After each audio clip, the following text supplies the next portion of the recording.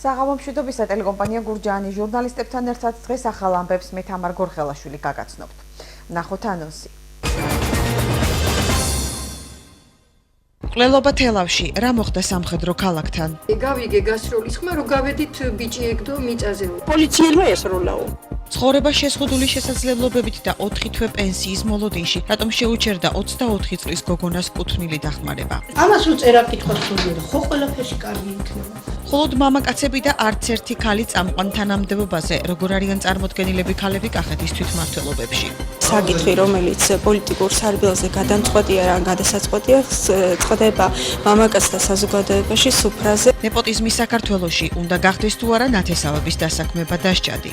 შენ იყო სხვა მიიღებდა შენს არ მიიღებ. ნაცისავი მოიდებს და ყველა სასაქმემდე ეს არ შეიძლება. სოფლის პროგრამები გურჯაანის მუნიციპალიტეტში რა პრობლემები აწუხებს მოსახლეობას და შეიცვალა თუ არა პროგრამის დაწყებიდან მე-7 წელს პრიორიტეტები. 10 ჯერ მეტი უნდა რომ სოფელში არსებული პრობლემები მაინც რომ აღმოიფხვრას. გურჯაანი კრივში საქართველოს ჩემპიონატს მასპინძლობს. შეჯიბრების შედეგის მიხედვით დაკომპლექტდება საქართველოს ნაკრები გუნდი. ეთერშია ტელეკომპანია გურჯაანის მთავარი საინფორმაციო გამოშვება. მკვლელობა თელავში, ეგრეთ წოდებული სამხედრო ქალაქთან საკუთარი საცხოვრებელი სახლის სიახლოვეს ძმებ ირაკლი და ანდრო ბოჭორიშვილებს ესროლეს. რის შედეგადაც ირაკლი ბოჭორიშვილი ადგილზე გარდაიცვალა, მისი ძმა კი დაიჭრა და ის თელავის რაიონულ საავადმყოფოშია მოთავსებული. ექიმების ინფორმაციით მისი ჯანმრთელობის მდგომარეობა მძიმეა. მომხდარიდან რამდენიმე წუთში გავრცელდა ინფორმაცია, რომ ირაკლი ბოჭორიშვილი პოლიციელმა მოკლა. მთავარი პროკურატურის ინფორმაციით, პროკურატურა გამოძიებას სისხლის სამართლის კოდექსის 19-109 მუხლით აწარმოებს, რაც დამამძიმებელ გარემოებაში განზრახ მკვლელობას გულისხმობს.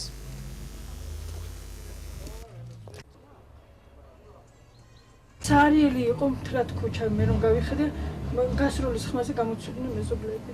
არავინ არაფერი არ იცის. გავიგე გასროლის ხმა, რომ გავედით ბიჭი ეგდო მიწაზე. ზეთების შეცვლაზე მუშაობდნენ მანქანის. ძალიან კარგი ბიჭები იყვნენ ორივენი. შემოდიოდნენ ხოლმე ეგ მაღაზიაში, ძალიან ჭრდილობიანი, ძალიან კარგი. პოლიციელმა ესროლაო. ესენი ისეთი კაი ბიჭები იყვნენ, რომ მაგათ ნაწყენი კაციშვილი არ არის. უბანი ამხელა არის და არავინ არ არის მაგათგან ნაწყენი. 4 თვე კუთვნილი პენსიის გარეშე და ექსპერტიზის დასკვნის მომლოდინე ოჯახი. უკიდურესად გაჭირვებული ოჯახი უსახსრობის გამო შეზღუდული შესაძლებლობების მქონე 24 წლის გოგონასთვის მედიკამენტებს ვერ ყიდულობს. საპენსიო ბარათის ვადის გასვლის გამო კი გოგონა პენსიას დედის მეურვედ დანიშვნამდე ვერ მიიღებს. მიუხედავად იმისა, რომ სასამართლო ექსპერტიზა მისი უნარები და დაახლოებით 1 თვის წინ შეამოწმა, პასუხი ამ დრომდე არ მიუღიათ. ნანობაშვილების პრობლემაზე ეთერ თეთრაძე გიამბობთ. ოქტომბრის თვიდან არ აუღია არც ერთი თეთრი პენსია. კუთვნილი პენსიის გარეშე უკვე 4 თვეა ცხოვრობს. რატო ნანობაშვილი მკვეთრად გამოხატული შეზღუდული შესაძლებლობების მქონე პირია. მას დამოუკიდებლად არც გადაადგილება შეუძლია და არც წერა-კითხვა იცის. გოგონამ საბუთს, რომლითაც დედა მეურვედ უნდა დანიშნულდა, ხელის მოწერა ვერ შეძლო. სწორედ ეს გახდა მიზეზი პენსიის შეჩერების.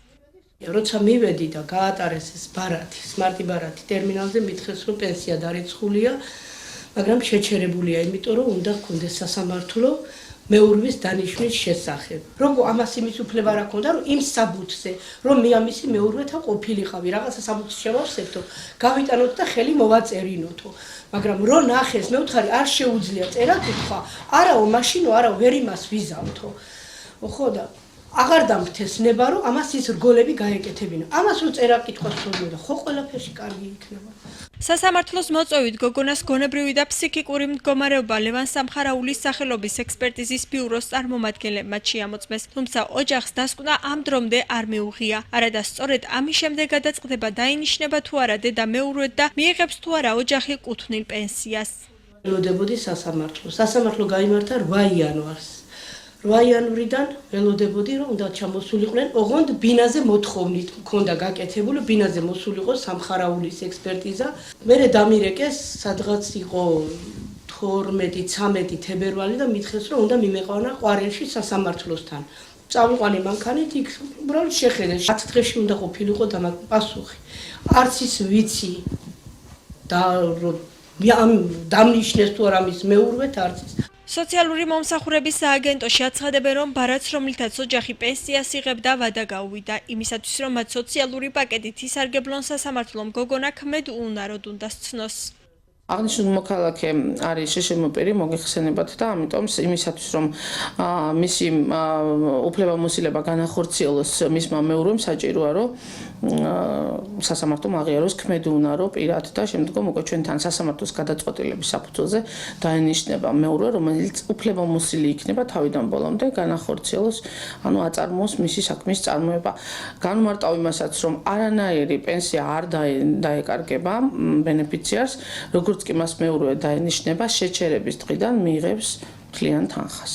ლევან სამხარაულის ექსპერტიზის ბიუროს ინფორმაციით გოგონა მოსამართლის თანაშემწის მოთხოვნით ფსიქოლოგიური დეპარტამენტის მიერ 16 თებერვალს შეამოწმეს. ექსპერტიზის დასკვნა უკვე მზად არის და ის სასამართლომ უნდა გამოითხოვოს. სანამ სასამართლო დასკვნას მიიღებს და ნატო ნანობაშვილს მეურვეს დაუნიშნავს, ის კუთვნილი პენსიით ვერ ისარგებლებს. არადა გოგონას ყოველ დღე მედიკამენტები და სხვა პირველადი მოხმარების ნივთები სჭირდება. ოჯახი კი უკიდურესად გაჭირვებულია და მის შეძენას ვერ ახერხებს. არც ერთი ქალი წამყვან თანამდებობაზე კახეთის თვითმმართველობებში წამყვან პოზიციებზე ძირითადად მამაკაცები არიან დასაქმებულები.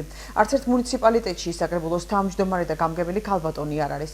გენდერული თანასწორობის კლუბის წევრის მარიამ ცისკარიშვილის შეფასებით ქალებს კულტურული დამოუკიდებლობა არ აქვთ და მაღალ თანამდებობებზე კადრების შერჩევა უმეტესად მამაკაცების საზოგადოებაში სუფრაზე წყდება. როგორ არიან ქალები კახეთის თვითმმართველობაში წარმოდგენილები და რატომ ვერ იკავებენ ისინი წამყვან პოზიციებს? თემაზე ნინო სამნიაშვილი მუშაობდა.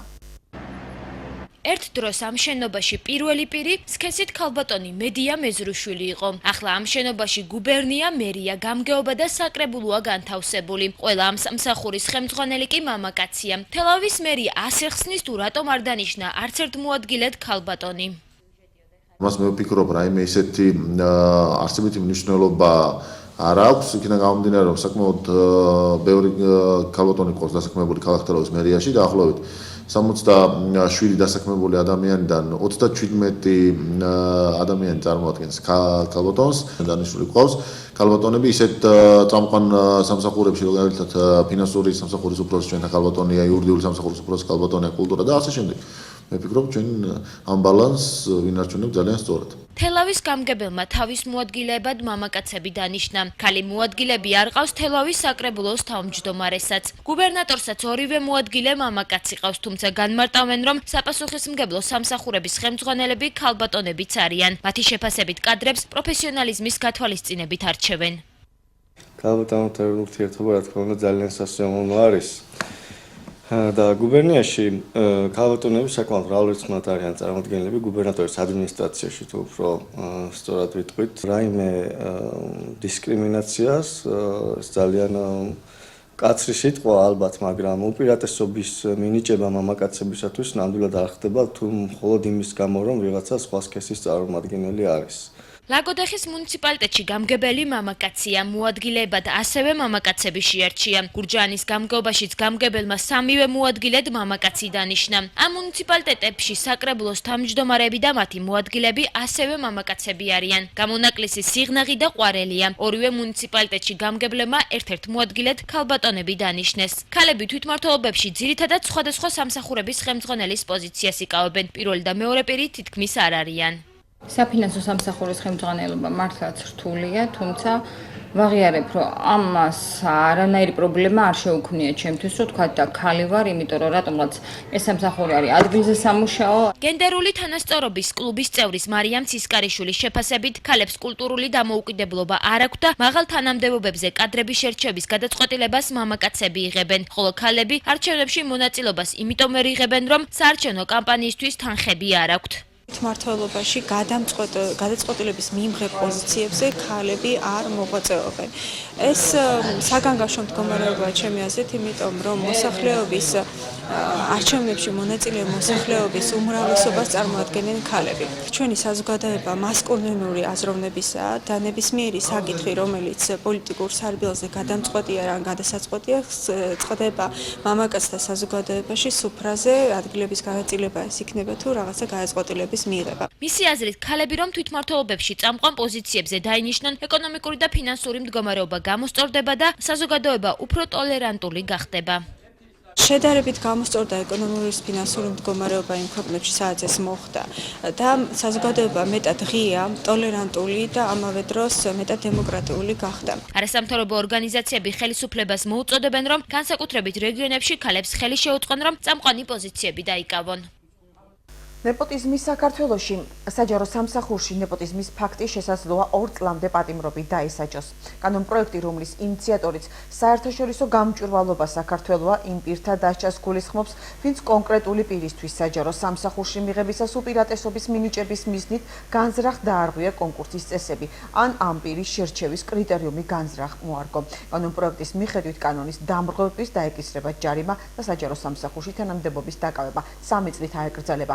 იგივე ქმედების განმეორების შემთხვევაში სანქციები იზრდება. ახალ ინიციატივაზე დღეს გურჯაანელების აზრი მოვისმინეთ, საკითხისადმი მათი დამოკიდებულება არაერთგვაროვანია. დასაჩელი უნდა ისაჯოს, მარტო შენ უნდა გასაკვნა, მე არ მეწდო არა. სორი, ესე უნდა იყოს ნამდვილად. და ხშირია ნეპოტიზმის შემთხვევები საქართველოში. როგორ არ არის? ეგ არის თორე სხვა რა. მე არავინ არ მიმიღებდა და ცოცხლატილოს არაგორებ იმაზე არ დავკარგავდი მე ჯანმრთელობას. თორ შემიძლია მე სხვა რამეზე მე მუშაობ, მაგრამ მუშაობდი დამაგებლად. თანამდებობაზე ნაცისები არ უნდა საქმონ, იმიტომ რომ ნაცისები მოიდეს და ყველა სასაქმემდე ეს არ შეიძლება და კანონია. ესენი უნდა დაისაჯენ. შენ იყო სხვა მიიღებ და შენ ცას არ მიიღებ. თქვათ. რა უცხომია. ხრიგრეც არ უგაგდ რომ სულ შენები შემოიკრიფოდა. შინაოსაც პატივნეცი. დასჯადი არ უნდა იყოს. დასჯადი რა თქმა უნდა. ეხო კრიმინალური არ არის სამუშაო და საქმეებს ხოხორა. ვისაც ენდობი, ის უნდა დანიშნო თანამდებობაზე. ამაზე უკეთესი არ ვისაც ენდობი თორე. ქუჩაში გამლელი შერაითი რა გულისა არის და რა. იციან სპეციალისტი არის თუ არ არის? ასახმევენ მაინც. უნდა იყოს სპეციალისტი. აუცილებლად. უნდა იყოს დასჯადი? დასჯადი უნდა იყოს. სოფლის პროგრამები გურჯაანის მუნიციპალიტეტში რა პრობლემები აწუხებს მოსახლეობას და შეიცვალა თუ არა პროგრამის დაწყებიდან მე-7 წელს პრიორიტეტები. 10 ჯერ მეტი უნდა რომ სოფელში არსებული პრობლემები მაინც რომ აღმოიფხვრას. გურჯაანი კრივში საქართველოს ჩემპიონატს მასპინძლობს. შეჯიბრების შედეგის მიხედვით დაკომპლექტდება საქართველოს ნაკრები გუნდი. წყალი სავარგულებამდე მისასვლელი გზა ამბულატორიისა და საბავშვო ბაღების რემონტი სოფლის დახმარების პროგრამის დაწყებიდან მე-7 წელს სოფლებში პრიორიტეტები არ იცვლება. უკვე მეორე დღეა გურჯაანის მუნიციპალიტეტის გამგეობის წარმომადგენლები მოსახლეობას პროგრამის ფარგლებში გამოყოფილი თანხების შესახებ ინფორმაციას აწვდიან და მათ წინადადებებს აცნობიან. წელს სოფლის დახმარების პროგრამის ფარგლებში მუნიციპალიტეტებში 1,95,000 ლარია გამოყოფილი. ნახეთ ვრცლად ვერა იაშვილის სიუჟეტი.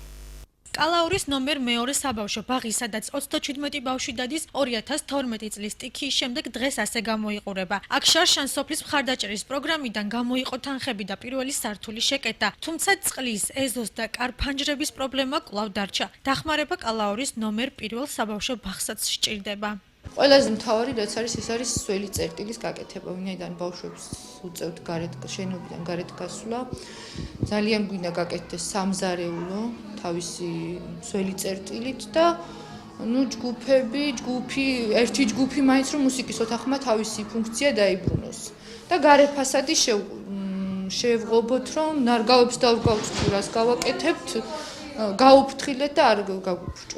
შარშან სოფლის პროგრამით გაკეთდა მუსიკის დარბაზი, აი ეს ოთახი, სადაც ვიმყოფებით და ასევე დაბლა გაკეთდა ერთი ჯგუფის ტუალეტები, მაგრამ წელს ძალიან მოვითხოვთ რომ გაკეთდეს შიდა საკანალიზაციო სისტემა, მოწესრიგდეს აუცილებლად დაწყებიდან ბოლომდე, გაკეთდეს ასევე გარე ფასადის შემინვა და ამოცვლა ამ ფანჯრების და წყლის რეზერვუარი. აი ეს ძალიან მნიშვნელოვანი სასიცოცხლო რაც არის. სწორედ ეს საკითხები დააყენა დღეს კალაურის მოსახლეობამ გამგეობის წარმომადგენლებთან შეხვედრაზე. სოფლის მხარდაჭერის პროგრამის ფარგლებში მათთვის 43,479 ლარი გამოიყო და კალაურელების აზრით ეს თანხა პირველ რიგში საბავშვო ბაღების შენობების შეკეთებას უნდა მოხმარდეს. დარჩენილი თანხით კი სოფლის ამბულატორიაში მოსაცდელის გაკეთება სურთ.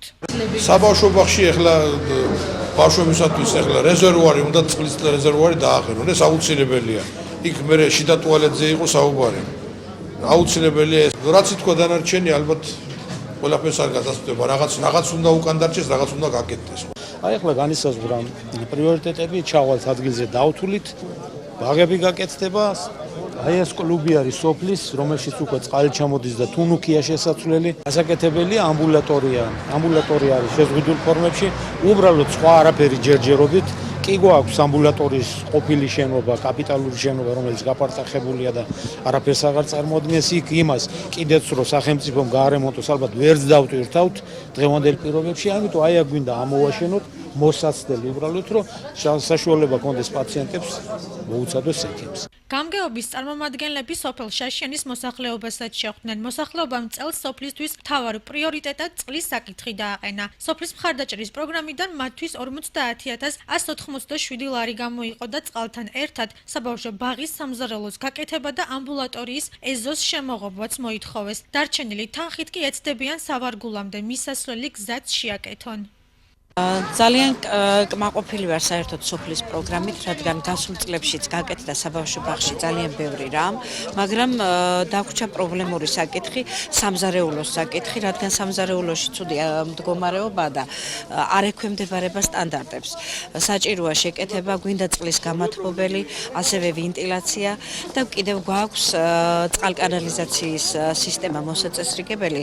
მე მგონი ეს საერთოდ არაჩემი პრობლემაა, მთლიანი პრობლემაა და მოსახლეობაც თანახმარ 50,000 რაც მოსულია, ვეცდებით პირველ რიგში მოსახლეობის მოთხოვნით, როგორც ნახეთ დღეს კრებაზე, მოსახლეობის უმეტესობამ გადაწყვიტა სასმელი წყლის სოფლის უზრუნველყოფა.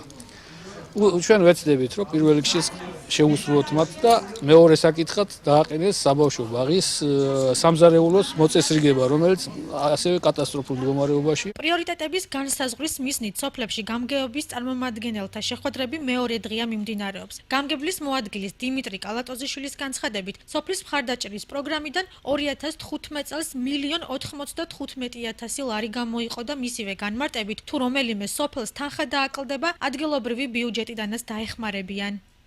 ჩვენ მოვიარეთ ორი სოფელი, კალაური და შაშიანი. შევხვდით მოსახლეობას, საერთო კრებებს. მოვისმინეთ მათი აზრი სოფლის ხელმძღვანელობისა და ისევე სოფლის მაცხოვრებლების. გამოიკვეთა მათი პრიორიტეტები, რაც გჭირდება, უпростоეთ რაც გჭირდება სოფლებს და რის გაკეთებასაც თხოვობენ ამ თანხების ფარგლებში. მთლიანად გურჯაანის მუნიციპალიტეტზე გამოყოფილია მიმდინარე წელს 1,95,000 ლარი სოფლის პროგრამით გათვალისწინებული. 2015 წლის სოფლის მხარდაჭერის პროგრამის ფარგლებში მოსახლეობასთან შეხვედრები 23 მარტს დასრულდება. სამების ტაძართან არსებული ახალგაზრდული ცენტრი ერთობა არაკომერციულ იურიდიულ პირად ჩამოყალიბდა. დღეს ცენტრის წარმომადგენლებმა მოსახლეობასთან ერთად ორგანიზაციის მიზნები და სამომავლო გეგმები განიხილეს. ორგანიზაციის შექმნის იდეა ტაძრის მოძღვარს მამავაჟას ეკუთვნის. მიზანი ახალგაზრდობის გააქტიურება და ცოდნის დონის ამაღლებაა. ახალგაზრდული ერთობა საინიციატივო ჯგუფი იყო ჩამოყალიბებული დაახლოებით 1 წლის მანძილზე და აკეთებდა აქტიურ ღონისძიებებს, ამათგან შეხვედრებს, პროექტებს და ახლა უკვე 20 თებერვალს ღვთისმადლით და წყალობით ოფიციალურად დავრეგისტრირდით. ძირითადად იმუშავებს აბსოლუტურად ყველა მხრივ ახალგაზრდობის ინტერესის კვლევა, მათი პრობლემების, ანუ ჩვენი პრობლემების აქტიურად მიხედვა და გადაჭრას, რა თქმა უნდა, და რა თქმა უნდა, ეს კულტურული მემკვიდრეობითი ფასეულობითი შენარჩუნება, დაცვა, პოპულარიზაცია. ახალგაზრდული ცენტრის მიერ გამართული დღევანდელი პრეზენტაცია ჩემთვის იყო მეტად მნიშვნელოვანი და საინტერესო. მათ ისაუბრეს თავიანთი იდეებისა და გეგმების შესახებ. დამაინტერესა და მეც ვაპირებ სამომავლოდ მათ გეგმებში აუცილებლად ჩავერთო და შევიტანო ჩემი წვლილი. გურჯაანი კრივში საქართველოს ჩემპიონატს მასპინძლობს. სპორტული ღონისძიება დღეს გურჯაანის სპორტ კომპლექსში საზეიმოდ გაიხსნა. ჩემპიონატში საქართველოს სხვადასხვა რეგიონიდან 135 მოკრივე მონაწილეობს. ღონისძიება საქართველოს კრივის ფედერაციის ორგანიზებით და გურჯაანის მუნიციპალიტეტის გამგეობის ხელშეწყობით ტარდება. ჩემპიონატის ფინალური შეხვედრები 13 მარტს გაიმართება და გამარჯვებულებს სპეციალური პრიზები გადაეცემათ.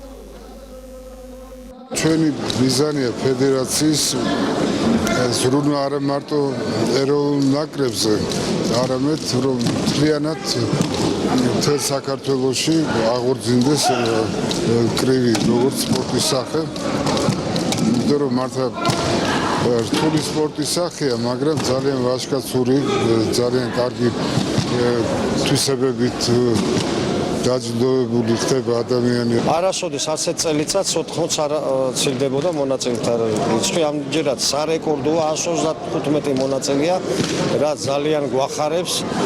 შეჯიბრება 4 დღეს გაგრძელდება. შეჯიბრების შედეგის მიხედვით დაკომპლექტდება საქართველოს ნაკრები გუნდი, რომელიც მიიღებს ევროპის ჩემპიონატზე და მსოფლიო ჩემპიონატზე მონაწილეობას. კრივი არის ისეთი საბრძოლო ხელოვნება, ოლიმპიური სახეობა, რომელიც ადამიანს აყალიბებს, უყალიბებს ვაჟკაცურ ფსიქიკას. რაც უფრო ვაჟკაცური სულით იზრდება ადამიანი, მით უფრო მისაღებია საზოგადოებისთვისაც. გამოშვებას რეგიონის გარეთ განვითარებული მოვლენებით განვაგრძობთ, რომელსაც თამარ ჭანყოშვილი გაგაცნობთ. საქართველოს პრეზიდენტი პარლამენტის რიგ გარეშეცდომას 13 მარტს გამართავს. პოლიტიკური სპექტრი ოკუპირებულ ტერიტორიებზე მიმდინარე წვრთნებს ეხმაურება. საქართველოს არ შეუძლია დამოუკიდებლად რაიმე ზეგავლენა მოახდინოს ამ პროცესზე. მოგესალმებით და იმ ძირითად მოვლენებს გაგაცნობთ, რაც დღეს რეგიონს გარეთ ვითარდებოდა. საქართველოს პრეზიდენტმა პარლამენტის რიგ გარეშეცდომა 13 მარტს დანიშნა. გიორგი მარგველაშვილის განკარგულებით საქართველოს კონსტიტუციის 61 მუხლის მეორე პუნქტის შესაბამისად საქართველოს პარლამენტის რიგ გარეშეცდომა 12 საათზე დაიწყება. სხდომაზე ეროვნული ვალუტის ლარის კურსის სტაბილიზაციისკენ მიმართულ ღონისძიებებს განიხილავენ. იაპონიის მთავრობა საქართველოს 4 მილიონი ამერიკული დოლარის ოდენობის გრანტს გამოუყოფს. დღეს ფინანსთა მინისტრმა ნოდარ ხადურმა და საქართველოში იაპონიის საგანგებო და სრულუფლებიანმა ელჩმა ტოშიო კაიტანიმ ნოტებსა და თანდართულ დოკუმენტაციას ხელი მოაწერეს.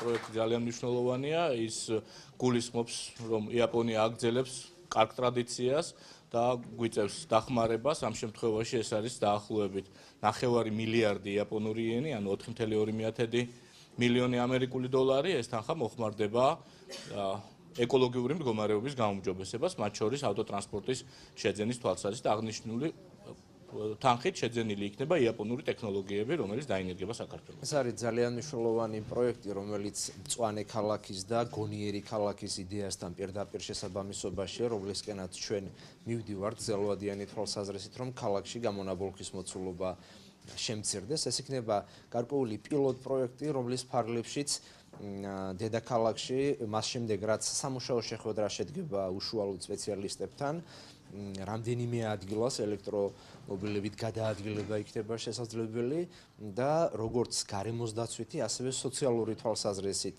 ასე ვთქვათ, კრიტერიუმებით იქნება შეფასებული თუ რა მიმართულებით და რამდენი ერთეული ესეთი ელექტრომობილი იulis ქალაქში. იაპონიის მთავრობასთან ჩვენ ძალიან კაი თანამშრომლობა გვაქვს, მათ შორის შარშან გახსოვთ, რომ იაპონიის მთავრობის დახმარებით ზუსტად 5 ელექტრომობილი გადმოეცა ჩვენ სამინისტროს სახმელეთო ტრანსპორტის სააგენტოს, რომელიც ეხაც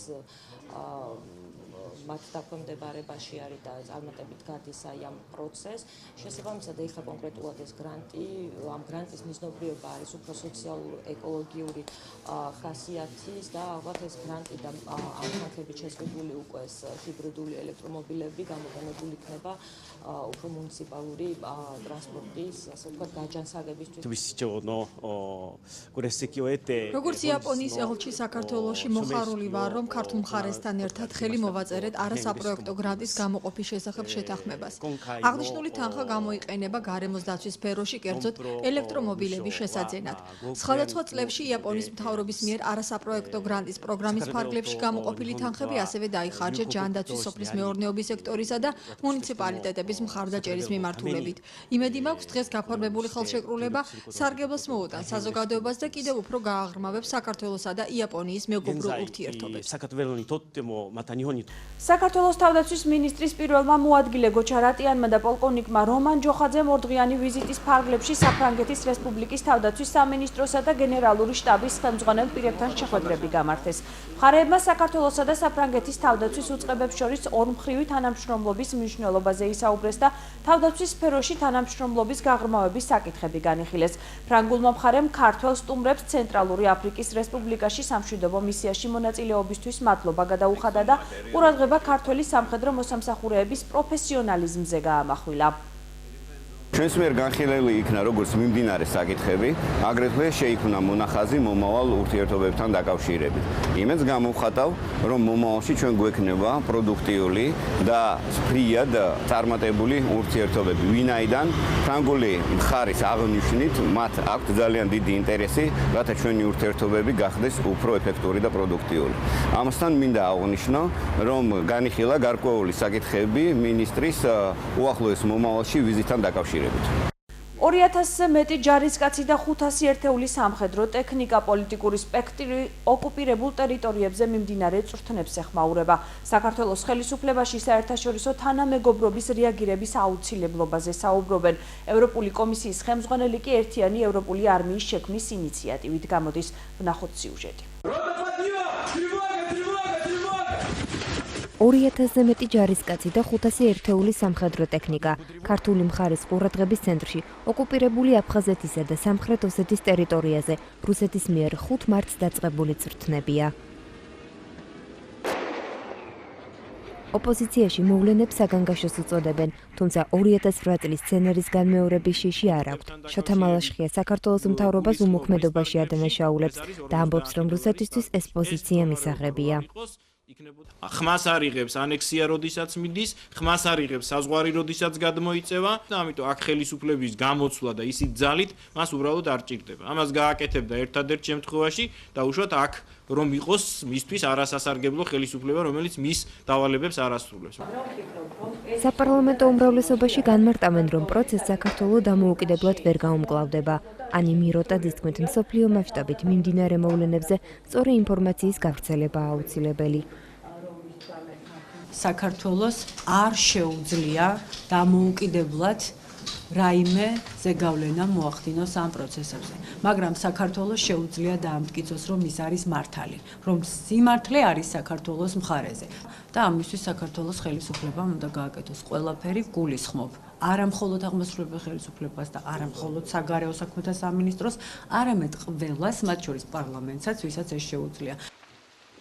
უსაფრთხოების საკითხებზე მომუშავე სპეციალისტები კი ამბობენ, რომ მოვლენების 2008 წლის სცენარით განმეორებას საქართველოს საერთაშორისო თანამეგობრობის ადეკვატურმა რეაგირებამ უნდა აარიდოს.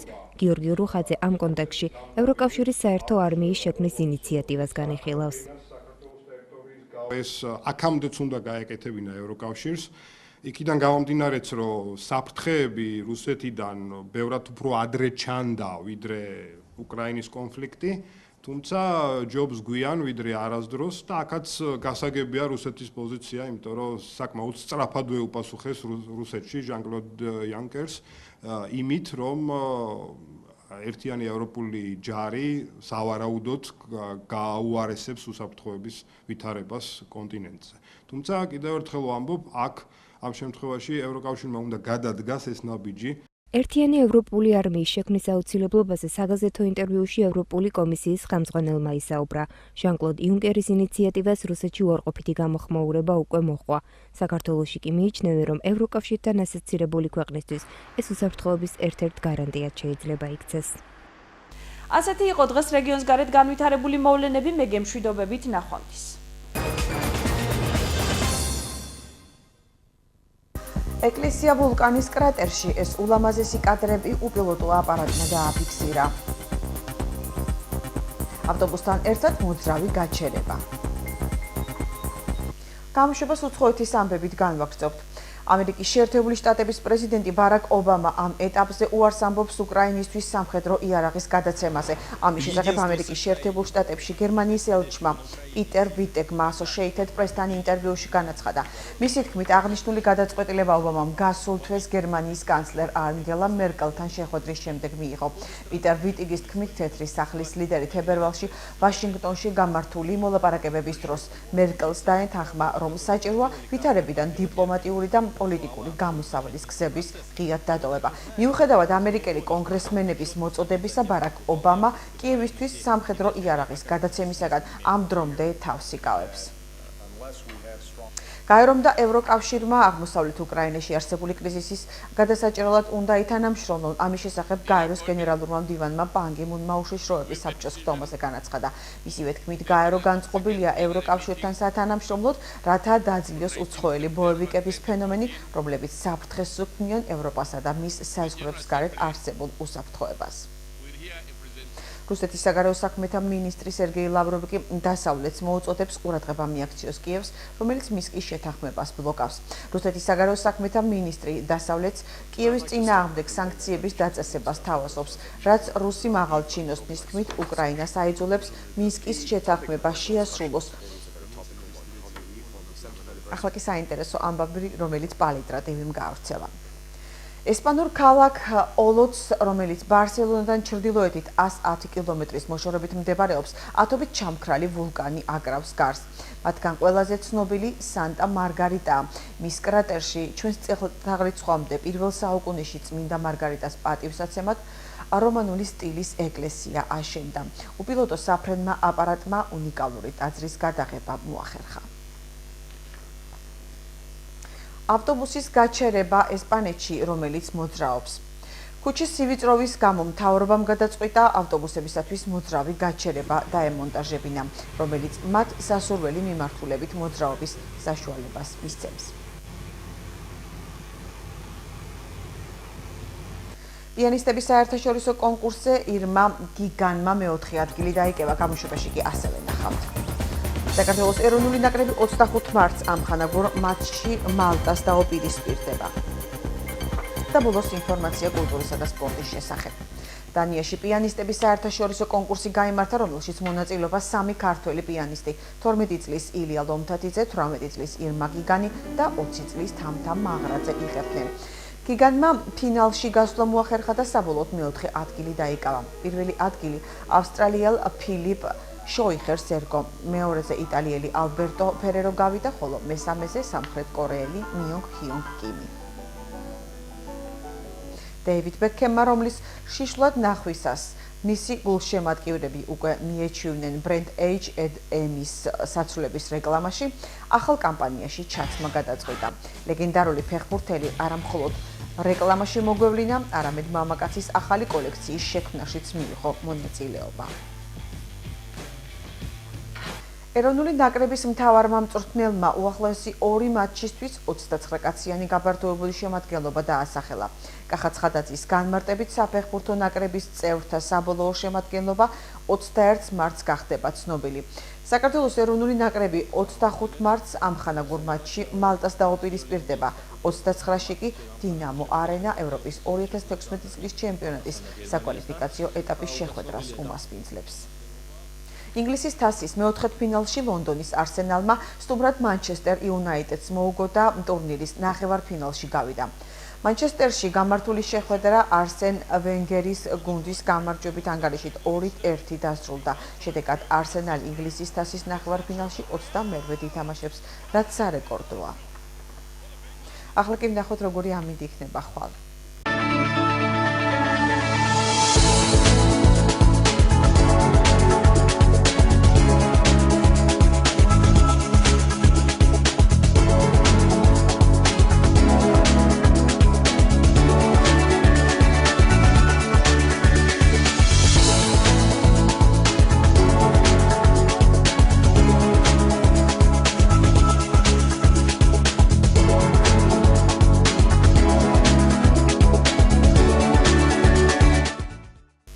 დღევანდელი გამოშვება ამით დასრულდა.